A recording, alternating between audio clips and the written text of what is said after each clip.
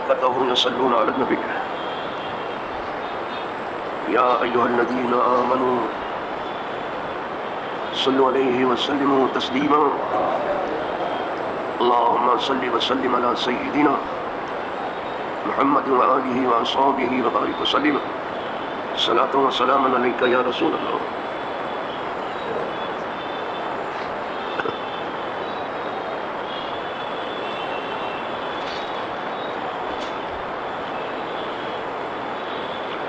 نحمده ونصلي ونسلم على رسوله الكريم أما بعد فأعوذ بالله من الشيطان الرجيم بسم الله الرحمن الرحيم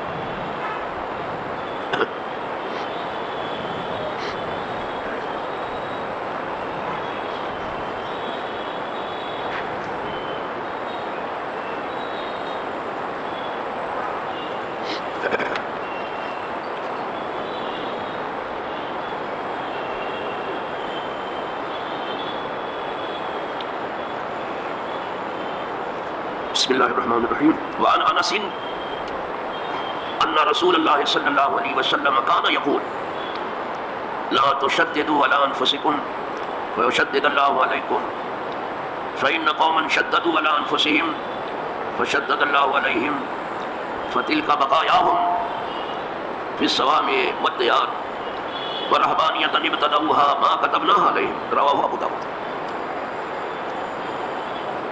ابو داؤد شریف کی حدیث ہے، راوی ہے حضرت انس رضی اللہ تعالیٰ. وہ کہتے ہیں کہ بے شک رسول اللہ صلی اللہ علیہ وسلم فرمایا کرتے تھے، کانا یقول، یہ نہیں کہ ایک بار کہا، اپنی امت کو بار بار کہا. ویسے بھی آپ کا واعظ اگر کوئی لکھنا چاہتا تو لکھ لیتا، آرام سے لکھتے تھے صاحب. اذا کلم کلم ثلاثا واذا سلم سلم ثلاثا. جب حضور کلام کرتے تھے کبھی کبھی تین تین بار کہتے تھے. اور یہاں آندھی اور طوفان کی طرح سے موقع بھی چلا جاتا ہے تو بڑی واہ واہ ہوتی ہے، بڑی دھوم دھام ہوتی ہے، بڑی لے دے ہوتی ہے کہ کیا طلاقت لسانی ہے اور کیا زبان و ادب کی روانی ہے. نہیں، بات سمجھنے کے لیے اور عمل کرنے کے لیے ہے کہ صرف زبان چلانے کے لیے ہے. تو حضور فرمایا کرتے تھے، کانا یقول، کیا فرماتے تھے سنو، لا تشددوا علی انفسکم، اپنی جانوں پر زیادتی نہ کرو. منع ہے اپنی جانوں کو زیادتی میں نہ ڈالو. اللہ اپنے بندوں کو آسانی میں ڈالنا چاہتا ہے اور اس سے زیادہ مہربان ہے کون؟ وہ ارحم الراحمین ہے. تو آپ اپنے اوپر کیوں سختی کرتے ہو؟ اب وہ سختی کرنے کا مطلب یہ کہ رات بھر آپ جا کے عبادت کرو، یہ کب کہا اس نے؟ کب آپ سے کہا؟ ذرا بتا تو دیکھو. سختی کرنے کا مطلب ہمیشہ روزہ رکھو سال بھر، کب کہا اس نے؟ سختی کرنے کا مطلب نکاح نہ کرو، مرد ہو کے بھی نامرد ہو جاؤ، کب کہا ہے اس نے؟ کب کہا کہ صحراؤں بیابانوں میں آپ نکل جاؤ،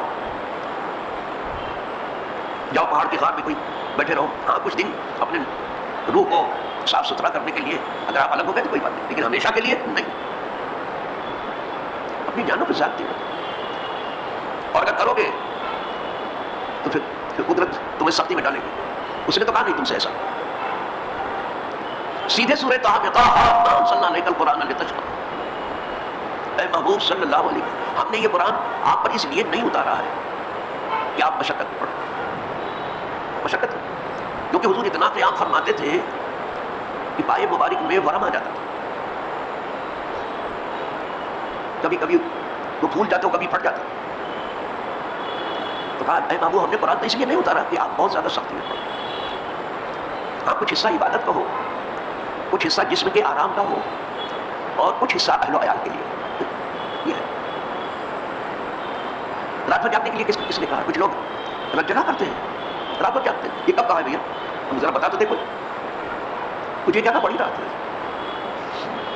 تو یہ بڑی رات ہوتی ہے مطلب نہیں کہ آپ سو لیں. اور تہجد تو جبھی ہوتی ہے جب نیند چھوڑ کر کے آپ عبادت میں لگتے ہیں. کچھ نیند ہونی چاہیے لیکن نہیں جاتی. اسی طرح ایک عادت کیا اور اصلاح کر دوں. لوگ آتے ہیں مسجد میں سیدھے تو پہلے آ کے بیٹھ جاتے ہیں اور پھر اس کے بعد اٹھ کے اس سنت ادا کرتے ہیں. یہی کرتے ہیں نا, یہ صحیح طریقہ نہیں.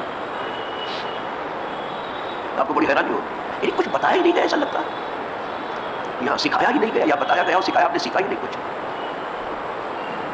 ہم دونوں جانب کا بھی دیکھ رہے ہیں, سکھانے والے بھی کم رہتے ہیں, سیکھنے والے بھی کم, لیکن پھر بھی بہت ہیں آج سکھانے والے بھی اور سیکھنے والے, کم ہو کے بھی بہت ہیں.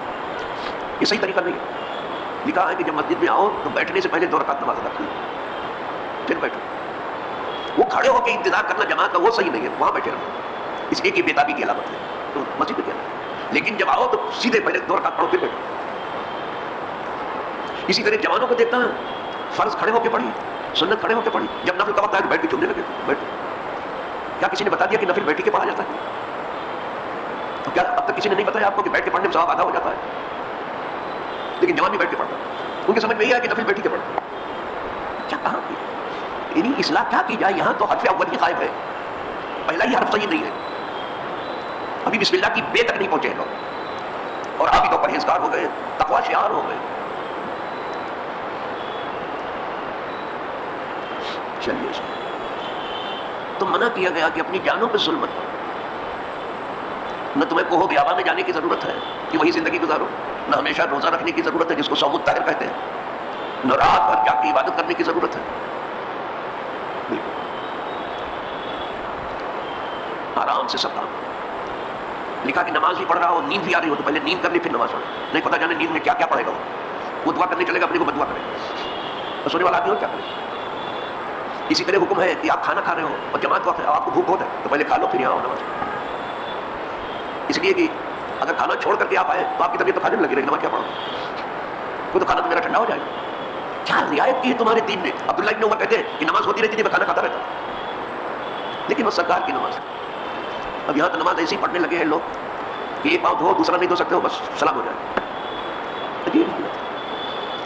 ہاں امام کو حکم ضرور ہے کہ جب امام امامت کرے تو سب کی رعایت کرے. بہت نماز لمبی نہیں ہونی چاہیے کہ تھکے ماندے لوگ جو ہیں اور تھک جائیں. فلیخفف,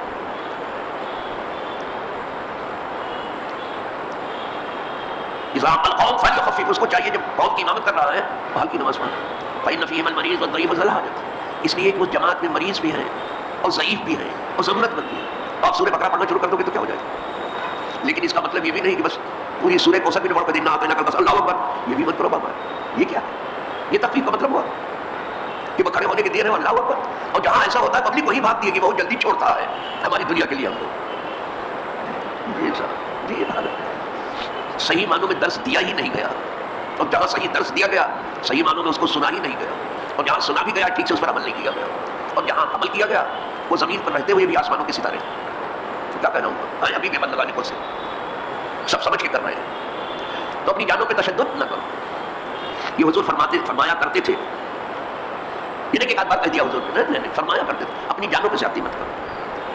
فَيُشَدِّدَ اللَّهُ عَلَيْكُمْ, اگر تم کرو گے ایسا تو اللہ تم پر سختی کرے گا, تم پر اللہ سختی کرے گا. فَإِنَّ قَوْمًا شَدَّدُوا عَلَىٰ أَنفُسِهِمْ, اس لیے کہ ایک قوم نے تشدد کیا, زیادتی کی اپنی جانوں پر. ایک قوم نے, وہ قوم نصارہ ہے, ان کے راہبوں نے کی, ان کے درویشوں نے کی, ان کی عبادت گزاروں نے کی. نصارہ اپنی جانوں پہ تشدد کیا, بہت زیادہ کیا. آپ ذرا اس کی فہرست پڑھیے جو زیادتی کی ہے نصارہ نے. اور پہلے چرچ ہی حکمراں تھا, بعد میں عقل آئی ہے. پہلے عقل میں اور چرچ میں لڑائی ہوئی, اس میں چرچ کی شکست ہو گئی, عقل جیت گئی. ہمارے دین کو کہیں شکست نہیں ہوئی ہے, ہم شکست کر رہے ہیں. اسلام میں آج بھی وہی شان ہے جو پہلے تھی, کوئی کمی نہیں ہے. چلنے والے جو ہیں عجیب لڑکھڑاتے ہوئے چل رہے ہیں, لگتا ہے کہ سمجھ ہی نہیں پائے. تو ایک قوم نے اپنی جانوں پہ تشدد کیا. تشدد یعنی وہی ہمیشہ روزہ رکھنا, رات بھر جاگنا, نکاح بیاہ نہ کرنا, پہاڑوں میں اور صحراؤں میں بھاگ جانا, اور اس کا نام تپسیا رکھ دیا. اس کا نام جو ہے انہوں نے تپسیا رکھ دیا. یہ تپ ہے, یہ مجاہدہ ہے, ریاست ہے. یہ نہیں, یہ بالکل نہیں, یہ ہمارے یہاں بالکل نہیں ہے. فشدد اللہ علیہم, تو پھر اللہ نے ان پر سختی کر دی. آخر چرچ کی حکومت گئی, آئی بس, اور عقل غالب آ گئی, اور وہیں سے سیکولر کا مزاج لیا. لا دین نہیں, چرچ شکست کھا گیا ہے، ہمارا حرم شکست خوردہ نہیں ہے، ہمارا دین شکست خوردہ نہیں ہے. آج تک کسی نے انگلی نہیں اٹھائی دین میں، اور جس نے بہت زیادہ انگلی اٹھائی اس کا وجود بھی مٹ گئی نا.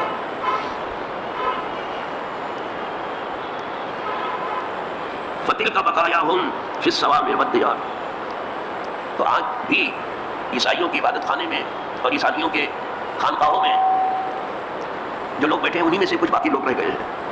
قدرت کہتی ہے رہبانیت ابتدعوها، رہبانیت جو ہے وہ رہبانیت ابتدعوها خود انہوں نے ایجاد کی ہے، ہم نے نہیں کہا، قدرت نے نہیں کہا.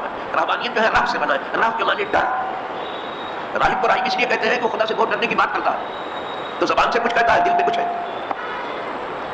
کتنے راہب ملیں گے جنہوں نے خوب اچھی طرح راہ ماری ہے، بات ڈر کی کرتے ہو، زبان کی اصلاح کر لی دل کی نہیں کیا. خیرت ترقی کر گئی دل تباہ ہو گیا، دل میں کچھ ہے زبان پر کچھ ہے.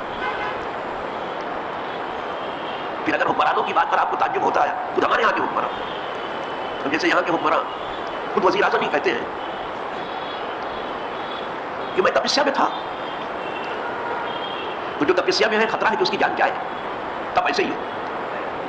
لیکن تپسیا وزیر اعظم کر رہے تھے مر رہے تھے کسان. یہ عجیب تپسیا. پھر کہتے ہیں کہ شاید ہماری تپسیا میں کچھ کمی رہ گئی، تو تپسیا میں کمی رہ گئی تو 700 مر گئے، اور کہیں پوری ہو جاتی تو کسی کی خیر نہیں تھی. یہ کیا تپسیا ہے لالا؟ کیا صرف باتیں بنانے کا نام حکمرانی ہے؟ کیا اہل سیاست ہے، اہل اقتدار صرف باتیں ہی بناتے رہیں گے، لفظ ہی کرتے رہیں گے، اور کچھ دیوانے واہ واہ میں لگے رہیں گے؟ اور نہیں تو مودی میڈیا اور مودی میڈیا اور موسی میڈیا یہ کافی ہے، اس کو پیسہ ملنا چاہیے. صبح کو شام بنا دے گا، شام کو صبح بنا دے گا. سب سے زیادہ جو ہے تعدیب کے لائق یہاں کا میڈیا ہے، اس کی اصلاح ہونی چاہیے. شعبہ پولیس کی بھی اصلاح ہونی چاہیے، بہت اصلاح کی. لیکن کیا ہوگی اصلاح جو ویسے ہوتا ہے؟ چلو صاحب ایک بل تھا یہاں، 1 سال کے بعد جو ہے وہ پاس ہو گیا. یہ تینوں قوانین جس کو کسان جو ہے سیاہ قانون کہتے تھے اور اپنے لیے مضر سمجھتے تھے، چلو منسوخ ہوا. کفر ٹوٹا خدا خدا کر کے، چلو اچھا ہوا. لیکن ایک بل جو ہے اور بھی پاس ہونا چاہیے تھا تو اچھا ہوتا، اور نہ بھی پاس ہو تو اب اچھا ہو گیا ہے. ایک بل اور پاس ہونا چاہیے تو وہ یہ تھا کہ یہ کسان جن کو کبھی خالصتانی کبھی پاکستانی کبھی کانگریسی کہا جا رہا ہے، یہ نہ خالصتانی ہے نہ پاکستانی ہے بلکہ یہ خالص ہندوستانی ہے، یہ ثابت ہو گیا. اور اگر ہندوستانی نہیں تھے قانون منسوخ کیوں ہوا؟ یہ آگے سچائی نہیں ہے. نہ یہ خالصتانی ہے نہ پاکستانی ہے نہ افغانی، یہ خالص ہندوستانی ہے. اور کہیں کے بھی کسان کی ریڑھ کی ہڈی ہے، کوئی بنیاد ریڑھ کی ہڈی کبھی نہیں ہوا. اس کا کام بیچنا خریدنا فروخت کرنا، سب بیچو اس کو بیچو اس کو خریدو، کوئی بنیاد ریڑھ کی ہڈی نہیں کرنا. پیسہ بہت جمع کیا اس نے، مزہ بہت کیا، ملائی بہت ہے، ریڑھ کی ہڈی کسان ہے. وہ اناج اگاتا ہے، وہ خود پسینہ بہاتا ہے، وہ صبح کو شام کرتا ہے، شام کو صبح کرتا ہے. جب لوگ آرام سے سوتے ہیں تو اپنے کھیتوں میں کام کرتا ہے. ہم نے سردیوں میں اپنے باپ کے ساتھ کام کیا ہے، کھیتی باڑی کا خود بھی بچپن میں کیا، اس لیے کہ میرا بوڑھا باپ کام کرے. 2-4 بیگھہ جو کھیت ہمارے پاس ہے تو میں نے ایسی ٹھنڈک میں کام کیا باپ کے ساتھ کہ کوئی اٹھنے کے لیے تیار نہیں. ہم جانتے ہیں کہ کسان کیا، آپ کیا جانو گے؟ کچھ تو سچی بات. کیا صرف جھوٹ بولنے کا نام یہ سیاست ہے؟ یہ طرز حکمرانی ہے. اور کوئی پارٹی اچھی نہیں ہے یہ بھی سمجھ لیجیے. کانگریس اگر بھلی ہوتی سب بھیڑا کیوں غلط ہوتا؟ اور اگر سماجوادی اچھی ہوتی تو سب بیڑا گرک کیوں ہوتا؟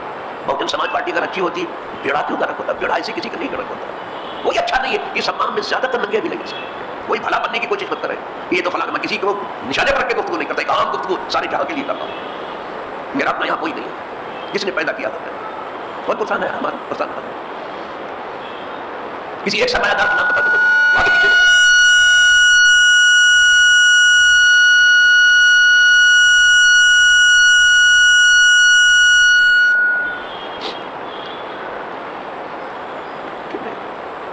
عرض کر رہا تھا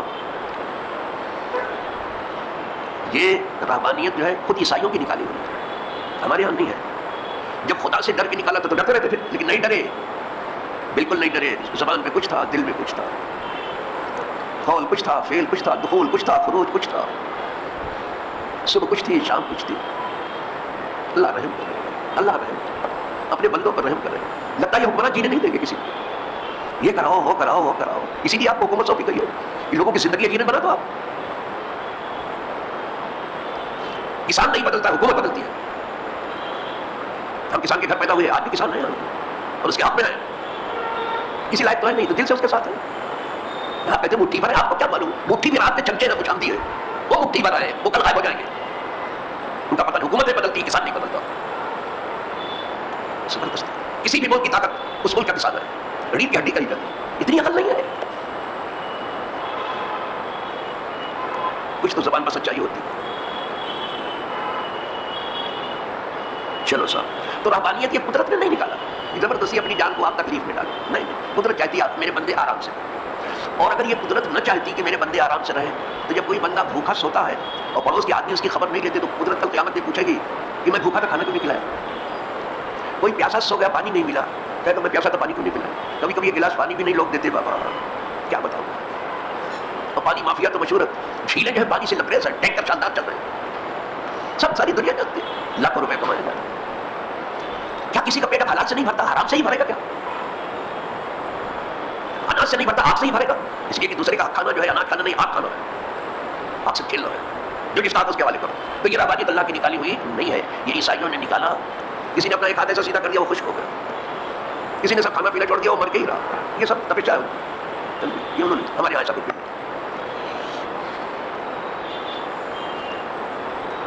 ماں قدمنا علیہ. اب یہاں ابو سلیمان تارانی کی بہت بڑے عارف ہیں جن کا نام میں لے رہا ہوں. ان سے ایک مرید نے پوچھا کہ حضرت, اور مرید کا نام بھی بڑا اچھا احمد تھا, بہت اچھا. اس نے پوچھا کہ آپ کیا فرماتے ہیں, یہ عیسائی لوگ جو رہبانیت اختیار کرتے ہیں, میں راہبہ ہوتی ہے, نکاح بیاہ وہ بھی نہیں کرتی سب, تو آپ ان کے بارے میں کیا کہتے ہیں؟ تو وہ سمجھ گئے کہ یہ کیا جاننا چاہتے ہیں. یہ کھاتے پیتے نہیں, یہاں تک کہ ٹاٹ پہنتے ہیں, گلے میں زنجیر ڈالتے ہیں, پاؤں میں ڈالتے ہیں, تشدد کرتے ہیں اپنے اوپر. آپ اس کے بارے میں کیا کہتے ہیں؟ کہا میں جانتا ہوں تم کیا پوچھنا چاہتے ہیں, مجھے معلوم ہے آپ کیا پوچھنا چاہتے ہیں. یہ انہوں نے خود نکالا, اللہ نے ان کو یہ حکم نہیں دیا. ہم سے خدا کے ہاں ایک چیز ضرور پوچھی جائے گی کہ تم سچائی پر کیوں نہیں قائم رہے. صدق اور اخلاص, ہمارے یہاں دو چیزیں, ایک سچائی ہے, ایک اخلاص ہے. جب بولو سچ بولو, نہیں تو مت بولو, بکواس بند کرو, لمترانی ختم کرو. ڈبیٹ کی کوئی ضرورت نہیں ہے, ڈبیٹ ہے کہ چل رہا ہے, لمترانیاں بند کرو, کام کرو. صدق, اسی لیے ہمارے نبی کو صادق کہا جاتا ہے. ایک چیز سے دوسرے خلوص, جو کام ہو خلوص سے کرو. یہ نہیں کہ میں آپ کو حاجی صاحب کہتا ہوں, آپ مجھے حاجی صاحب کہیے, واہ نہیں تو نہیں کہوں گا, تو میرا حاجی بگو من تو حاجی بگو ہے. یہ سب نہیں ہے.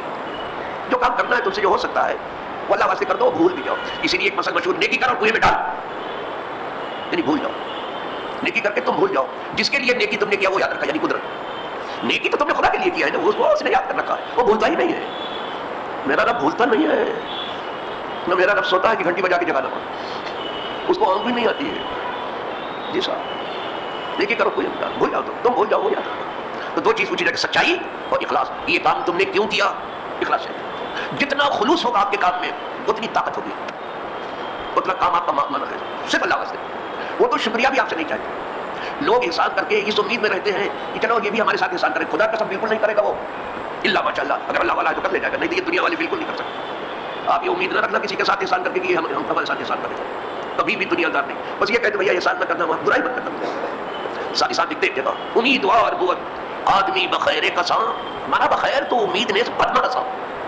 ہر آدمی نیکی کر کے اس امید میں رہتا ہے کہ چلو بھائی یہ بھی ہمارے ساتھ نیکی کرے گا. یہ ہم لوگ خیال رکھتے ہوں گے, مجھے جس کے ساتھ نیکی کر رہا ہوں یہ امید نہیں کہ میرے ساتھ نیکی کرے گا. بس یہی اس سے کہہ رہے بھیا نیکی تو نہیں کرنا, برائی مت کرنا, برائی مت کرنا. اللہ ہمیں سمجھ پوچھے, سچائی پر زندہ رکھیں, سچائی پر موت دیں, سچوں کے قدموں میں دفن ہو, اور سچوں کے قدموں میں ہم تمام کا حشر و نشر ہو. اس لیے کہ سچائی سے بڑھ کے ہم نے کوئی مجاہدہ, کوئی ریاضت, کوئی تپسیا نہیں دیکھی. سانچ برابر تک نہیں, سچائی سے پڑھ کر کوئی مجاہدہ ہی نہیں, اور جھوٹ برابر پاپ, اور جھوٹ سے بڑا دنیا میں کوئی پاپ ہی نہیں ہے. رات دن جو جھوٹ بولو تپسیا کر رہا ہے, ولا حول ولا قوت الا باللہ, بڑی عقل و دانی کے بھائی.